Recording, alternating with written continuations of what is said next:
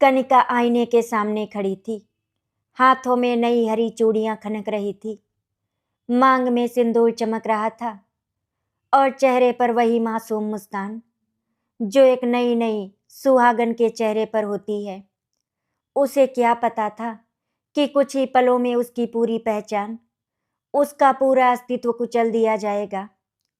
अचानक कमरे का दरवाजा बहुत जोर से खुला। अनामिका जी, घर की सास, जिनकी सख्त निगाहों और कठोर आवाज से पूरा घर कांपता था, वो बहुत ही तेज कदमों से अंदर आई। उनकी आंखों में अजीब सा उबाल था, जैसे वर्षों से दबा कोई राज आज फूट पड़ना चाहता हो। कनिका कुछ समझ पाती उससे पहले ही अनामिका जी ने उसका हाथ पकड़ा और बिना एक शब्द बोले जोर से एक झटका दे दिया। चूड़ियां जमीन पर गिरकर चकनाचूर हो गई। उन चूड़ियों के टूटने की आवाज पूरे घर में गूंज उठी। वो सिर्फ चूड़ियां नहीं, एक औरत का सुहाग तोड़ती हैं। कनिका चीख भी नहीं पाई। उसकी आंखें फैल गईं और होंठ कांपने लगे। इससे पहले कि कोई कुछ समझ पाता, अनामिका जी ने उसके माथे की तरफ हाथ बढ़ाया और पल भर में उसकी मांग का सिंदूर पोंछ दिया। लाल रंग उसकी उंगलियों पर लग गया, वही लाल रंग जो एक औरत के जीवन, सम्मान और समाज में उसकी पहचान का प्रतीक होता है। बहू, मेरी बात ध्यान से सुन ले। आज से तू इस घर में विधवा की तरह रहेगी। अनामिका जी की आवाज में ना कोई करुणा थी और ना ही क्रोध, बस एक ठंडी पत्थर जैसी शक्ति थी। ये सब देख के घर के आंगन में खड़े लोग सन्न रह गए। पड़ोस की सालू आंटी नीचे दूध लेने आई। मीना और पास की बालकनी से झांकती बुजुर्ग महिलाएं भी ये सब देख रही थी। सबकी आंखें फटी की फटी रह गई। किसी को नहीं समझ आ रहा था कि आखिर एक सास अपनी सुहागन बहू के साथ ऐसा कैसे कर सकती है। वो इतना पत्थर दिल कैसे हो सकती हैं। वो बहुत अच्छी तरह जानती हैं उनका बेटा जिंदा है, स्वस्थ है और उसी घर में रहता है। फुसफुसाहटें शुरू हो गई थी। क्या हो गया अनामिका जी को? कहीं बहू ने कुछ बहुत बड़ा गुनाह तो नहीं कर दिया, या फिर कोई और बात है जो हम लोगों को अभी तक नहीं पता। इसी बीच इस घर की बड़ी बहू अर्पिता दौड़ती हुई आई। उसने कांपती हुई कनिका को संभालने की कोशिश की और अनामिका जी के सामने हाथ जोड़कर खड़ी हो गई। उसकी आवाज भर्रा रही थी, लेकिन हिम्मत नहीं टूटी। माँ जी, ये क्या कर रही हैं आप? आपको समझ भी आ रहा है ना कि आप क्या कर रही हैं? हमारा समाज क्या कहेगा? कनिका ने ऐसा क्या कर दिया कि आपने उसका सुहागी छीन लिया? अर्पिता की आंखों में आंसू थे, लेकिन बहुत से सवाल भी थे, और वो सवाल बहुत ही तीखे और चुभने वाले थे। अनामिका जी ने अर्पिता की तरफ देखा, एक ऐसी नजर से जैसे वो सिर्फ एक बहू नहीं, बल्कि उनके रास्ते की बहुत बड़ी रुकावट हो। बड़ी बहू, मेरी बात ध्यान से सुनो। तुमको हमारे बीच में पड़ने की जरूरत नहीं है। तुम सिर्फ और सिर्फ अपने काम से काम रखो और चुपचाप यहाँ से चली जाओ। उन्होंने बहुत ही कठोर स्वर में कहा। बड़ी बहू, ये जो मैं कर रही हूँ ना, इसके पीछे बहुत बड़ी वजह है। ऐसी वजह जिसे जानकर ये पूरा मोहल्ला कांप उठेगा। उनके शब्द हवा में तैरते रह गए। सस्पेंस और गहरा हो गया। कनिका फर्श पर बैठ चुकी थी। उसे कुछ भी समझ में नहीं आ रहा था कि वो क्या करे। उसकी टूटी चूड़ियों के बीच उसका हाथ कांप रहा था, माथा सूना लग रहा था और आंखों से बहते आंसू जैसे उससे सवाल कर रहे हों। मेरा कसूर क्या था माँ, जो आपने मेरे साथ ऐसा किया? तभी किसी ने उसके पति को बुलाने की कोशिश की, लेकिन अनामिका जी ने साफ मना कर दिया। कोई भी अभी उसको कुछ नहीं बताएगा। और हाँ, आज यहाँ पर जो भी हुआ है उसका सच वक्त आने पर सबको पता चल जाएगा। उस समय जो आसपास के लोग वहां से चले गए, लेकिन उनके मन में हजारों सवाल घूमने लगे। घर का हर कोना भी सवालों से भर गया। अनामिका जी की ये क्रूरता क्या सिर्फ गुस्से का नतीजा थी, या इसके पीछे कोई ऐसा राज छिपा था जो सवालों में दबा पड़ा था? कनिका की जिंदगी में ऐसा क्या हुआ था जिसकी सजा उसे सुहाग छीन जाने के रूप में मिली? और सबसे बड़ा सवाल, क्या वाकई अनामिका जी गलत थी, या वो किसी आने वाले तूफान से अपनी बहू को बचाने की कोशिश कर रही थी? यहीं से शुरू होता है उस सच का रास्ता जो दिखने में क्रूर है, लेकिन शायद उसके पीछे कोई बहुत बड़ी कुर्बानी छिपी थी। घर में शाम उतर चुकी थी, लेकिन उस घर के भीतर अंधेरा सिर्फ सूरज ढलने से नहीं आया था, बल्कि हर दिल में उतर चुका था। कनिका अभी भी उसी कोने में बैठी थी जहां सुबह उसका सुहाग छीना गया था। उसके हाथ अब भी कांच के टुकड़ों से भरे फर्श को सहला रहे थे, जैसे वो यकीन करना चाहती हो कि ये सब सपना नहीं हकीकत है। उसका मन बार बार उसी सवाल पर अटक जाता, मेरे पति तो जिंदा हैं, फिर मुझे विधवा क्यों बना दिया गया? उसकी सिसकियां अब आवाज नहीं बन रही थी, बल्कि भीतर ही भीतर उसे तोड़ रही थी। अर्पिता चुपचाप उसके पास बैठ गई। उसने कनिका के सूने माथे को देखा तो उसका कलेजा कांप उठा। अर्पिता ने धीमे से कहा, देख कनिका, मैं तेरी जेठानी नहीं, बड़ी बहन जैसी हूँ, इसीलिए मैं तुमसे जो भी पूछ रही हूँ सच सच बताना। अगर तूने कोई गलती की है तो मुझे बता, मैं तुझे कुछ नहीं होने दूंगी। और अगर तूने माँ जी से कुछ छुपाया है तो भी, या फिर कोई ऐसी बात जो हमें नहीं पता। कनिका ने सिर हिलाया। उसकी आंखों में हैरानी और डर दोनों ही थे। भाभी, मैंने तो कभी किसी का बुरा नहीं चाहा, मैं तो बस इस घर को अपना मान कर आई थी। आज मेरे साथ यहाँ पर जो भी हुआ, मैं खुद ही नहीं समझ पा रही, आखिर मेरे साथ ऐसा क्यों हुआ? उसके शब्दों में सच्चाई थी, लेकिन सच्चाई हमेशा पूरी नहीं होती। कुछ सच पर्दे के पीछे भी छिपे होते हैं। उधर अपने कमरे में बंद अनामिका जी बहुत ही ज्यादा बेचैन थी। वो पलंग पर बैठी थी, लेकिन उनका मन बरसों पीछे भाग रहा था। बार बार उनकी आंखों के सामने एक पुराना दृश्य घूम रहा था। एक अस्पताल का कमरा, सफेद चादर, मशीनों की आवाज और एक डॉक्टर की सख्त चेतावनी, अगर आपने सही समय पर ये कदम नहीं उठाया तो एक और औरत की जिंदगी उजड़ जाएगी।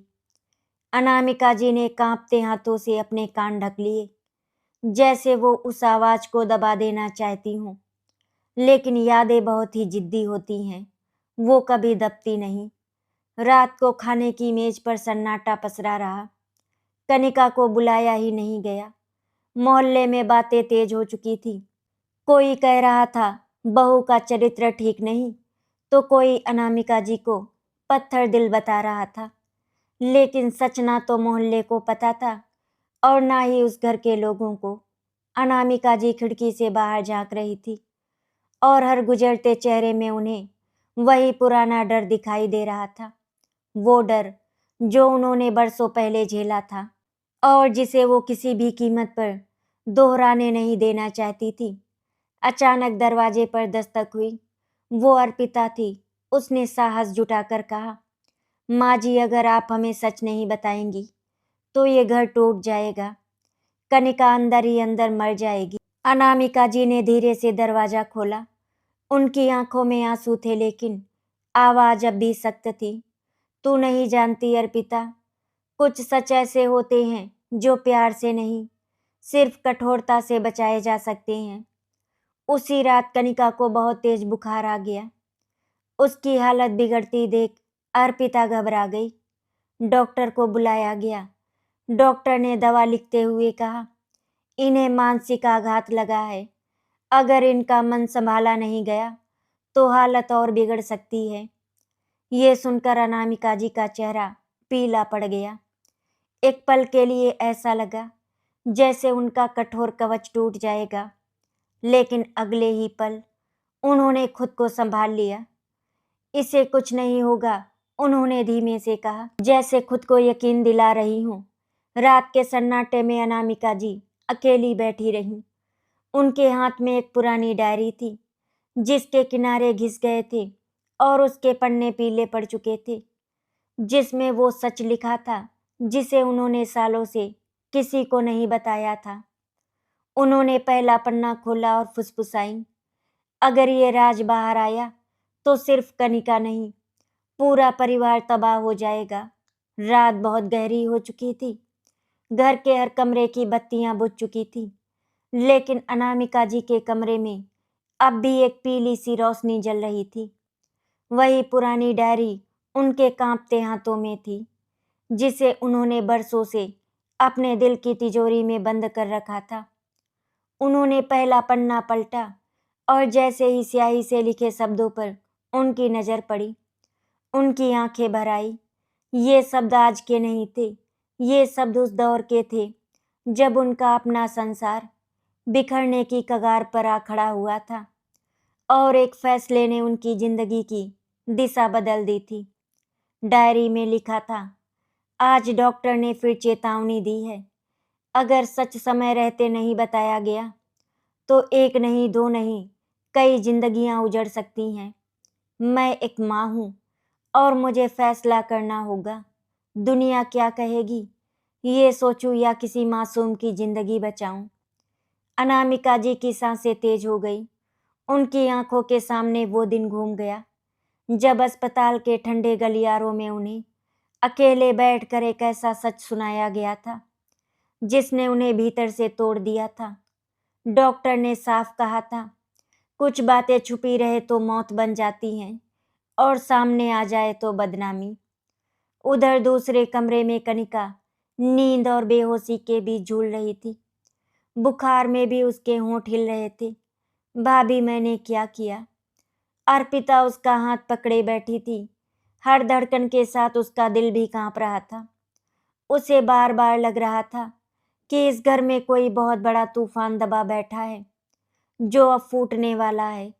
उसने मन ही मन ठान लिया, अब चाहे कुछ भी हो, वो सच जाने बिना नहीं रुकेगी। अनामिका जी ने डायरी का अगला पन्ना पलटा। शब्द और भी सख्त हो गए। कनिका, ये नाम जब पहली बार सुना तभी दिल बैठ गया था। वही तारीख, वही रिपोर्ट, वही चेतावनी। क्या इत्तेफाक इतना निर्दयी हो सकता है? अनामिका जी की आंखों से आंसू टपक कर डायरी पर गिर पड़े। उन्होंने जल्दी से उसे पोंछ लिए, जैसे अपने अपराध के सबूत मिटा रही हूं। उनका चेहरा सख्त हो गया। यही शक्ति आज कनिका पर टूट कर गिरी थी। अचानक दरवाजे के बाहर हल्की सी आहट हुई। अनामिका जी ने चौंक कर डायरी बंद कर दी। बाहर अर्पिता खड़ी थी। उसकी आवाज धीमी थी लेकिन शब्द भारी थे। माँ जी, मैं जानती हूँ आप कुछ छुपा रही हैं। अगर ये राज कनिका की जिंदगी से जुड़ा है तो आपको बोलना होगा। अनामिका जी ने पल भर के लिए उसकी तरफ देखा। उस नजर में दर्द भी था और डर भी, और एक अजीब सी बेबसी भी। हर सच सुनने लायक नहीं होता अर्पिता, उन्होंने कहा। कुछ सच सुनकर रिश्ते जिंदा नहीं रहते। अगली सुबह घर में एक और हलचल मच गई। खबर आई कि कनिका के पति को ऑफिस से छुट्टी नहीं मिल पा रही। वो शहर से बाहर फंसा हुआ है। ये सुनकर अनामिका जी का चेहरा और सख्त हो गया। उन्होंने मन ही मन कहा, अभी नहीं, अभी सच सामने आया तो सब बर्बाद हो जाएगा। लेकिन किस्मत भी कब तक किसी का साथ देती है। पड़ोस की एक महिला ने अर्पिता के कान में फुसफुसाया, सुना है कनिका के मायके में भी कभी ऐसा कुछ हुआ था। कोई बीमारी, कोई छुपा हुआ राज। अर्पिता सन्न रह गई। उसके दिमाग में डायरी, अस्पताल, डॉक्टर की चेतावनी सब जुड़ने लगे। उसे अब यकीन हो चला था कि कनिका के अतीत में कुछ ऐसा है जिसे जानकर अनामिका जी ने ये कठोर कदम उठाया है। लेकिन क्या ये कदम सही था? क्या किसी को बचाने के लिए किसी और को उसके पति के जिंदा रहते हुए विधवा बना देना न्याय था? रात होते होते अनामिका जी ने आखिरी पंक्ति लिखी, अगर मुझे खलनायिका बनना पड़े तो बनूंगी, लेकिन वो सच बाहर नहीं आने दूंगी जो इस घर को राख कर दे। डायरी बंद हुई लेकिन सवाल खुलते चले गए। सुबह की पहली किरण घर के आंगन तक तो आ गई थी, लेकिन उस घर के भीतर अब भी रात का अंधेरा पसरा हुआ था। अर्पिता पूरी रात सो नहीं पाई थी। उसके दिमाग में एक ही बात घूम रही थी, कनिका का अतीत। जैसे ही घर में हलचल शुरू हुई, उसने बिना किसी को बताए कनिका का कमरा धीरे से खोला। कनिका अब भी कमजोर हालत में थी, आंखें अधखुली, चेहरा पीला। तकिए के नीचे से झांकता एक लिफाफा अर्पिता की नजर में आ गया। दिल जोर से धड़क उठा। उसने कांपते हाथों से वो लिफाफा निकाला। अस्पताल की मुहर लगी थी। लिफाफा खोलते ही अर्पिता की सांस अटक गई। अंदर कुछ मेडिकल रिपोर्ट्स थी, पुरानी लेकिन संभाल कर रखी गई। तारीखें कई साल पुरानी थी, शादी से भी पहले की। रिपोर्ट में कुछ शब्द बार बार उभरे हुए थे, हाई रिस्क संक्रमण, गंभीर चेतावनी। अर्पिता को सब समझ तो नहीं आया, लेकिन इतना जरूर समझ आ गया कि ये कोई मामूली बीमारी नहीं थी। तभी कनिका की हल्की सी आवाज आई, भाभी वो मत पढ़ो। अर्पिता ने चौंक कर उसकी तरफ देखा। कनिका की आंखों में डर था, वही डर जो अनामिका जी की आंखों में था। अर्पिता ने नरमी से पूछा, कनिका ये क्या है? तुमने हमसे कुछ छुपाया है? कनिका की आंखों से आंसू बहने लगे। उसने टूटती हुई आवाज में कहा, भाभी मैंने सोचा था शादी के बाद सब ठीक हो जाएगा। डॉक्टर ने कहा था कि अगर समय रहते कुछ फैसले ना लिए गए तो। उसकी आवाज रुक गई, जैसे शब्दों से आगे बढ़ना उसके बस में नहीं था। अर्पिता का दिल बैठ गया। उसे अब यकीन हो चला था कि अनामिका जी का डर यूं ही नहीं था। उसी समय बाहर अनामिका जी खड़ी थी। उन्हें पता चल चुका था कि अर्पिता ने वो रिपोर्ट देख ली है। उन्होंने गहरी सांस ली और पहली बार उसके चेहरे पर सख्ती नहीं, बल्कि एक थकी हुई माँ की बेबसी दिखाई दी। अब तुम समझी, उन्होंने धीमे से कहा। अर्पिता ने मुड़कर उनकी तरफ देखा। आंखों में सवालों की बाढ़ थी। माँ जी, अगर ये सच था तो आपने हमें बताया क्यों नहीं? किसी की जिंदगी को इस तरह तोड़ देना क्या सही था? अनामिका जी पास आकर कुर्सी पर बैठ गईं। उनके हाथ कांप रहे थे। उन्होंने भारी आवाज में कहा, क्योंकि ये सच अगर सबको पता चल जाता तो सिर्फ कनिका नहीं, मेरा बेटा भी जिंदगी भर समाज की नजरों में गिर जाता। डॉक्टर ने साफ कहा था, कुछ चीजें समय और दूरी मांगती हैं। मैंने वही किया, दूरी बना दी। उनके शब्दों में तर्क था, लेकिन दिल को चुभने वाली सच्चाई भी थी। अर्पिता की आंखें भर आई। उसने धीरे से कहा, लेकिन माँ जी, आपने उसे जिंदा पति होते हुए विधवा बना दिया। समाज से बचाने के लिए उसकी आत्मा तोड़ दी। अनामिका जी की आंखों से पहली बार आंसू बहे। तुम समझ नहीं सकती, मैंने इससे भी भयानक अंजाम देखे हैं। तभी उन्होंने एक और सच उगल दिया। बरसों पहले इसी तरह का एक मामला उनके रिश्ते में हुआ था, जहां सच छुपाया गया और नतीजा मौत बनकर सामने आया था। उसी डर ने उन्हें आज इतना कठोर बना दिया था। कमरे में सन्नाटा छा गया। कनिका चुपचाप सब कुछ सुन रही थी। अचानक उसने धीमे से कहा, माँ जी, अगर आपको डर था तो मुझे सच बता दे, शायद मैं खुद फैसला कर पाती। ये शब्द अनामिका जी के दिल में तीर की तरह लगे। वो समझ गईं कि उन्होंने जो भी किया वो शायद सुरक्षा थी, लेकिन इंसाफ नहीं। उसी पल फोन की घंटी बजी। दूसरी तरफ कनिका का पति था। वो आज ही घर लौट रहा था। अनामिका जी का चेहरा सफेद पड़ गया। अब सच छुपाना नामुमकिन था। अर्पिता ने मन ही मन सोचा, अब या तो ये घर टूटेगा या सच के साथ एक नई शुरुआत होगी। शाम ढलते ढलते घर के बाहर गाड़ी के ब्रेक की आवाज गूंजी। वही आवाज जिसका डर अनामिका जी सुबह से अपने सीने में दबाए बैठी थी। कनिका का पति शहर से लौट आया था, थका हुआ, लेकिन अपने घर को देखने की उम्मीद लिए। जैसे ही उसने दरवाजा खोला, घर के भीतर फैला हुआ सन्नाटा उसे अजीब लगा। ना कोई स्वागत, ना कोई हलचल। उसकी नज़र सीधी बैठक में पड़ी, जहाँ टूटी चूड़ियों के टुकड़े अब भी कोने में पड़े थे, जैसे किसी गवाही के सबूत हों। उसकी आंखें खोजती हुई कमरे के भीतर गई और तभी उसकी नज़र कनिका पर पड़ी। उसका दिल एक पल के लिए रुक सा गया। कनिका बिना चूड़ियों के सूनी मांग के साथ सिर झुकाए बैठी थी। वो समझ नहीं पाया ये मजाक है या कोई क्रूर साजिश। ये क्या हुआ? उसकी आवाज़ कांप गई। अर्पिता आगे बढ़ी, लेकिन अनामिका जी ने हाथ उठाकर उसे रोक दिया। आज नहीं, उन्होंने भारी स्वर में कहा। आज सच सामने आएगा। कनिका का पति आगे बढ़ा, उसके घुटनों के पास बैठ गया।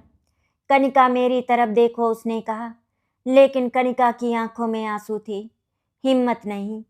उसी पल अनामिका जी ने बोलना शुरू किया, बिना किसी भूमिका के और बिना किसी नरमी के। उन्होंने अस्पताल रिपोर्ट, डॉक्टर की चेतावनी और अपना डर सब कुछ एक एक करके कह दिया। हर शब्द के साथ कमरे का तापमान गिरता चला गया। सच सुनते ही उसके पति का चेहरा पीला पड़ गया। वो बार बार सिर हिला रहा था, जैसे यकीन करने से इनकार कर रहा हो। तो इसका मतलब? उसकी आवाज़ भर्रा गई। आपने ये सब इसीलिए किया क्योंकि? वाक्य पूरा नहीं हो पाया। अर्पिता ने बीच में कहा, हाँ, लेकिन तरीका गलत था। ये शब्द जैसे आग में घी बन गए। अनामिका जी की आंखों में बरसों का दर्द छलक पड़ा। तरीका गलत था, उन्होंने दोहराया, लेकिन मेरा डर सही था। मैंने किसी और घर को उजड़ते देखा है। मैंने किसी और औरत को मरते देखा है। कनिका ने पहली बार सिर उठाया। उसकी आंखों में शिकायत नहीं, सिर्फ थकान थी। माँ जी, उसने धीमे से कहा, अगर आपको डर था तो मुझे बताती। आपने मुझे बचाने के नाम पर मेरी जिंदगी छीन ली। ये सुनते ही उसके पति ने कनिका का हाथ थाम लिया कसकर, जैसे उसे दुनिया से बचा लेगा। अब कोई फैसला बिना मेरे नहीं होगा, उसने दृढ़ स्वर में कहा। ये मेरी पत्नी है। कमरे में बहस तेज हो गई। पड़ोस के लोग दरवाजे पर जमा हो गए। कोई कुछ समझ नहीं पा रहा था, कौन सही है कौन गलत। अनामिका जी एक पल के लिए टूटती दिखी। उनकी शक्ति दरकने लगी। उन्होंने कांपते हाथों से अपने माथे पर हाथ रखा और फुसफुसाई, मैंने खुद को खलनायिका बना लिया, शायद जरूरत से ज्यादा। अर्पिता ने आगे बढ़कर कहा, माँ जी, अभी भी देर नहीं हुई है। सच को सच की तरह स्वीकार कीजिए, सजा की तरह नहीं। कमरे में खामोशी छा गई। कनिका के पति ने अनामिका जी की तरफ देखा। नफरत नहीं, सवाल था। अब आगे क्या, उसने पूछा। अनामिका जी ने गहरी सांस ली। पहली बार उनकी आवाज में आदेश नहीं, प्रार्थना थी। अब डॉक्टर से मिलेंगे, सब कुछ फिर से देखेंगे, और अगर मुझे सबके सामने माफी मांगनी पड़ी तो मांगूंगी। ये कहते हुए उनकी आंखों से आंसू बह निकले, वो आंसू जो शायद बरसों से थके हुए थे। अगली सुबह घर से निकलते वक्त माहौल बिल्कुल बदला हुआ था। वही लोग, वही रास्ता, वही शहर, लेकिन हर चेहरे पर एक अनकहा डर और एक नई उम्मीद दोनों साथ साथ चल रहे थे। कनिका धीमे कदमों से चल रही थी। उसके साथ उसका पति था, जिसने आज पहली बार उसके कंधे पर हाथ रखकर कहा था, अब तुम अकेली नहीं हो। पीछे पीछे अर्पिता थी। सबसे आखिर में थोड़ी झुकी और थकी हुई अनामिका जी। उनके भीतर वर्षों से जमी शक्ति आज जैसे पिघलने लगी थी, लेकिन डर अब भी बाकी था। अस्पताल का गलियारा वही था, ठंडा, चमकदार और बेरहम सचों से भरा हुआ। डॉक्टर ने पुरानी फाइलें मंगवाई, रिपोर्ट्स पलटी गई, तारीखें देखी गई, नोट्स पढ़े गए। कमरे में सन्नाटा था, बस कागज पलटने की आवाज़। डॉक्टर ने सिर उठाया और बोला, इन रिपोर्ट्स के आधार पर जो डर था वो उस समय सही था, लेकिन मेडिकल साइंस वहीं रुकती नहीं। अनामिका जी का दिल जोर से धड़क उठा। डॉक्टर ने आगे कहा, बीच के सालों में हालात बदले हैं, कई जांच जरूरी हैं और उम्मीद की वजह भी है। कनिका ने पहली बार गहरी सांस ली। उसकी आंखों में आंसू थे, लेकिन वो आंसू अब डर के नहीं, उम्मीद के थे। डॉक्टर ने साफ शब्दों में कहा कि जिस खतरे से अनामिका जी डरती थी वो अब उतना घातक नहीं रहा, बशर्ते सच, समय और समझदारी साथ हो। ये सुनते ही अनामिका जी की आंखें भर आई, उसके होंठ कांपने लगे। तो मैंने, शब्द पूरे नहीं हो पाए।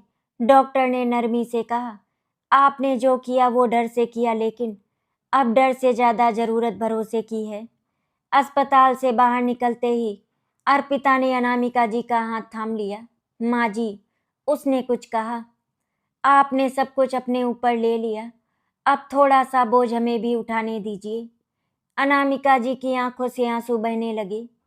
पहली बार बिना किसी रोक टोक के उन्होंने धीमे से कहा, मैंने सोचा था कि सख्त बनकर सब ठीक कर लूंगी, पर शायद प्यार ज्यादा जरूरी था। घर लौटते समय पड़ोसियों की निगाहें फिर से उन पर थी, लेकिन इस बार नजरें सवाल नहीं इंतजार कर रही थी। घर में बैठकर सबने तय किया कि सच को दबाया नहीं जाएगा। कनिका के पति ने कहा, अगर आज समाज सवाल करेगा तो जवाब हम साथ साथ देंगे। कनिका चुप थी, लेकिन उसके चेहरे पर पहली बार सुकून था, जैसे किसी ने उसके भीतर से भारी पत्थर हटा दिया हो। शाम को अनामिका जी ने वही टूटी चूड़ियों का डिब्बा निकाला, जिसे उन्होंने खुद अलमारी में छुपा दिया था। उन्होंने उसे कनिका के सामने रख दिया। हाथ कांपते रहे। मैंने जो तोड़ा उसे जोड़ना शायद आसान नहीं, लेकिन कोशिश मेरी जिंदगी की सबसे बड़ी कोशिश होगी। कनिका ने डिब्बे को देखा, फिर अनामिका जी को। उसके होंठ हिले। माँ जी, जोड़ना अकेले का काम नहीं होता। उस रात घर में पहली बार सन्नाटा नहीं था। धीमी बातें थी, सिसकियां थी, और एक नया संकल्प था कि सच चाहे जितना कड़वा हो, उसे सजा नहीं बनने दिया जाएगा। रविवार की सुबह थी, लेकिन मोहल्ले में सन्नाटा नहीं था। जिस घर के दरवाजे पर रोज खामोशी पसरी रहती थी, आज वहीं कुर्सियां लगाई जा रही थी। पड़ोसी जमा हो रहे थे, कुछ जिज्ञासा से, कुछ शक से, और कुछ भीतर ही भीतर किसी तमाशे की उम्मीद लिए। अनामिका जी आंगन के बीच में खड़ी थी, वही महिला जिनके एक फैसले ने पूरे मोहल्ले को हिला दिया था। आज उनके चेहरे पर ना शक्ति थी, ना ही घमंड, सिर्फ एक थकी हुई माँ और अपराध बोध से भरी सांस थी। कनिका उनके पास खड़ी थी, सादी साड़ी, सूनी मांग, लेकिन इस बार वे सूनापन अपमान का नहीं, एक ठहराव का प्रतीक था।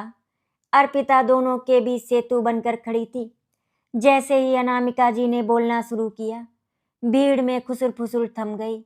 मैंने अपनी बहू का सुहाग तोड़ा, उन्होंने साफ शब्दों में कहा, और इसके लिए मैं किसी बहाने की आड़ नहीं लूंगी।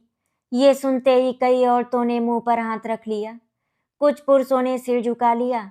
अनामिका जी ने आगे बताया, डर, अस्पताल, पुराना हादसा, और वो वजह जिसने उन्हें पत्थर दिल बना दिया था। हर शब्द के साथ कनिका का दिल हल्का होता गया। पहली बार उसका दर्द भी किसी की जुबान से बाहर आ रहा था। जब अनामिका जी ने कहा, मैं गलत थी, तो हवा जैसे ठहर गई। समाज में ये शब्द बोलना आसान नहीं था। उन्होंने फिर कहा, मैंने अपनी बहू से उसका हक छीना, लेकिन आज मैं उसे वापस देने आई हूँ, अगर वो चाहे तो। ये कहते हुए उनकी आवाज टूट गई। भीड़ में से किसी ने सवाल किया, अब क्या? क्या चूड़ियां टूटने से अब ठीक हो जाएगा? कनिका ने आगे बढ़कर जवाब दिया। उसकी आवाज कांप रही थी, लेकिन शब्द साफ थे। चूड़ियां फिर से पहन ली जाएंगी, उसने कहा, लेकिन भरोसा धीरे धीरे लौटेगा। उसने अनामिका जी की तरफ देखा, ना शिकायत, ना आरोप, बस सच्चाई थी।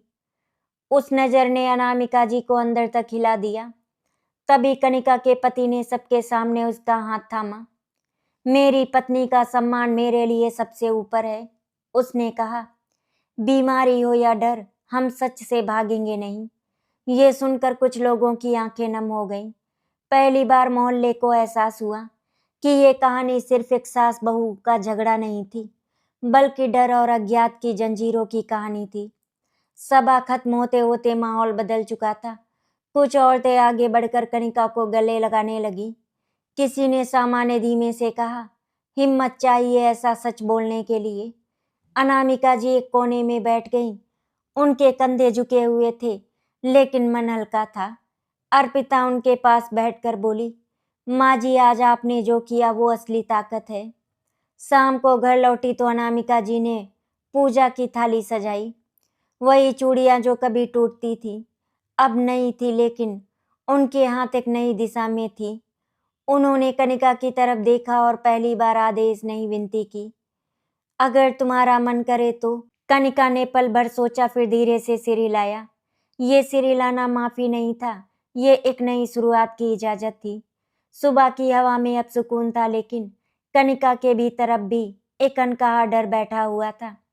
चूड़ियां पहन लेने के बाद भी उसके हाथ कई बार कांप जाते, और रात को जब सब लोग सो जाते तब वो चुपचाप बिस्तर पर बैठी रहती। उसकी बीमारी सिर्फ शरीर की नहीं थी, वो बीमारी डर की भी थी, अपराध बोध की भी थी, और उस अपमान की भी थी जिसने उसकी आत्मा को घायल कर दिया था। डॉक्टर ने साफ कहा कि इलाज सिर्फ दवाइयों से नहीं होगा, बल्कि भरोसे और भावनात्मक सहारे से होगा। कुछ दिनों बाद कनिका की तबीयत अचानक बिगड़ गई। तेज बुखार, चक्कर और बेहोशी। घर में अफरा तफरी मच गई। अनामिका जी सबसे पहले उसके पास पहुंची। वही हाथ जिन्होंने कभी उसका सुहाग छीना था, आज उसी माथे पर ठंडी पट्टी रख रही थी। उनके होंठ लगातार कांप रहे थे। हे भगवान, अगर इसे कुछ हो गया तो मैं खुद को कभी माफ नहीं कर पाऊंगी। ये शब्द किसी सास के नहीं, बल्कि टूट चुकी माँ के थे। अस्पताल के कमरे में कनिका बेहोश थी। अर्पिता बाहर बेंच पर बैठी रो रही थी, और कनिका का पति सिर झुकाए खड़ा था। डॉक्टर ने रिपोर्ट देखकर बताया कि कनिका को लंबे समय से बीमारी है, जो शारीरिक से ज्यादा मानसिक तनाव से जुड़ी थी। शादी से पहले जो डर उसके मन में बैठा दिया गया था, समाज की बातें, भविष्य की चिंता, सब मिलकर उसकी हालत को बिगाड़ते चले गए। डॉक्टर ने साफ कहा, अगर इसे समय रहते भावनात्मक सुरक्षा नहीं मिली तो ये बीमारी बार बार लौटेगी। अनामिका जी ये सब सुनकर कुर्सी पर बैठ गईं। उनकी आंखों के सामने उनका अतीत, उनका डर और उनका किया हुआ अपराध सब एक साथ खड़े हो गए। उन्होंने पहली बार सबके सामने स्वीकार किया, इस बीमारी से मैं डरती थी, लेकिन डर के मारे मैंने कनिका को ही बीमार कर दिया। ये स्वीकारोक्ति आसान नहीं थी, लेकिन जरूरी थी। उस दिन पहली बार कनिका का पति अनामिका जी के पास आया और बोला, माँ, अगर आप सच में सुधार चाहती हैं तो हमें आपकी जरूरत है। एक सास के रूप में नहीं, एक माँ के रूप में। इलाज शुरू हुआ। दवाइयों के साथ साथ बातचीत, काउंसलिंग और घर का माहौल बदल दिया गया। कनिका को पहली बार बिना किसी दबाव के जीने दिया गया। ना पूजा का बोझ, ना समाज का डर, ना सवालों की बारिश। अनामिका जी रोज उसके पास बैठती, कभी उसके बाल सहलाती, कभी बस चुपचाप उसका हाथ थामे रहती। कई बार उनकी आंखों से आंसू बहते, और कनिका होश में होते हुए भी उन्हें रोकती नहीं थी, क्योंकि वो आंसू अब जहर नहीं, पश्चाताप थे। धीरे धीरे कनिका ठीक होने लगी। उसकी आंखों में चमक लौटने लगी, आवाज में आत्मविश्वास जागने लगा। एक दिन उसने खुद अनामिका जी से कहा, माँ जी, आज मैं सिंदूर लगाना चाहती हूँ, डर से नहीं, अपनी मर्जी से। ये सुनते ही अनामिका जी फूट फूट कर रो पड़ी। कांपते हाथों से उन्होंने कनिका की मांग भरी। उस पल घर में कोई रस्म नहीं थी, सिर्फ रिश्तों की मरम्मत थी। कुछ महीनों बाद डॉक्टर ने मुस्कुरा कर कहा, अब बीमारी पीछे छूट चुकी है। ये सुनते ही पूरा परिवार जैसे सांस ले पाया। उसी दिन घर में छोटा सा उत्सव रखा गया। कोई ढोल नहीं, कोई दिखावा नहीं, बस सच्ची हंसी थी। पड़ोस की वही महिलाएं आई जो कभी सवाल करती थी, आज उनकी आंखों में सम्मान था। किसी ने कहा, आज समझ आया कि इलाज दवाइयों से नहीं, रिश्तों से होता है। कनिका ने उस दिन सबके सामने कहा, मैं बीमार थी, लेकिन सबसे बड़ी बीमारी चुप रहना थी। अगर आज मैं ठीक हूं तो इसीलिए क्योंकि इस घर ने मुझे सुना। अनामिका जी ने उसके सिर पर हाथ रखा और कहा, और अगर आज ये घर बचा है तो इसीलिए क्योंकि तुमने हमें माफ करने की हिम्मत दिखाई। सुबह की धूप में कनिका बालकनी में खड़ी थी। उसके हाथों में चूड़ियां खनक रही थी और मांग में सिंदूर। लेकिन उससे भी ज़्यादा चमक उसकी आंखों में है। अनामिका जी उसके पास बैठी हैं। अर्पिता चाय बना रही है और घर में हंसी गूंज रही है। कभी कभी बीमारी शरीर की नहीं होती, रिश्तों की होती है। और जब रिश्ते ठीक हो जाते हैं तो जिंदगी खुद ब खुद मुस्कुरा उठती है। और कनिका की जिंदगी भी मुस्कुरा रही थी। आशा करती हूँ आपको हमारी कहानी अच्छी लगी होगी। अगर आपको हमारी कहानी अच्छी लगी तो वीडियो को लाइक एंड शेयर करें, चैनल को सब्सक्राइब करें। वीडियो देखने के लिए आपका धन्यवाद।